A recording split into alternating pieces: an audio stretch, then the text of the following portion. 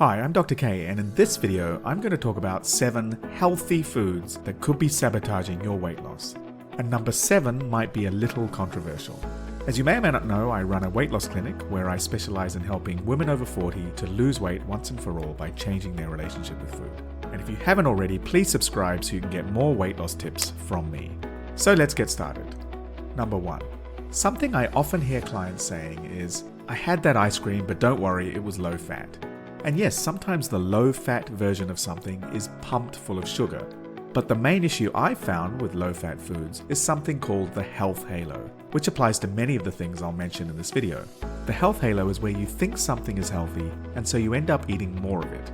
For instance, if something is low-fat and it's 80% of the calories of the regular version, you feel licensed to eat more of it. But if you end up eating twice as much, that's far more calories than if you'd stuck to the regular version. This is especially likely if the low-fat version tastes worse than the regular version, because you'll feel like you need to reward yourself for your sacrifice by overeating, or compensate by overeating something totally different later on. Number 2. Organic food refers to how the food is farmed in trying to avoid the use of fertilizers and pesticides, but this doesn't have anything to do with calories. Organic chocolate is still as calorific as non-organic chocolate, but you might feel licensed to eat more just because it's got the positive connotations of being organic. Number 3, baked, not fried. Yes, it's great that it's not fried, but there's still calories, and it's a health halo all over again. Just because they're baked, you may feel it's healthy, or you may feel you're sacrificing, and in both cases, you'll end up eating more. Number 4. What could be more healthy in the morning than a glass of orange juice? But it's just a glass of liquid calories minus the fiber of the original fruit. And because it's liquid, it seems to bypass most people's calculations of the calorie content of the meal. Is this really the best way to start the day? Number 5. Here's a situation I often hear about. A client is on holiday in Italy or Greece and feeling great about the freshness of the ingredients. But what is freshness? Food that was recently harvested. It's not been sitting around for days. That's great, but what does that have to do with calories? It's not a license to eat mindlessly. But if you overemphasize freshness, you may lose awareness of what you're eating. And that's what all the items on this list are about. It's about staying aware.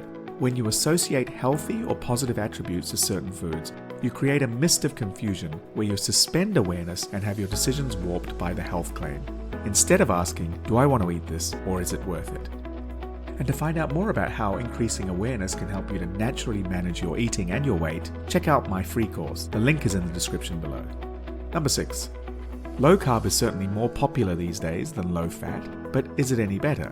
Again, when you eat low carb versions of regular foods, you might eat more of it because you feel it's healthier, or if it tastes worse than the real thing, you might feel unsatisfied and then eat more of something else later to compensate. Number 7. Vegetarian food.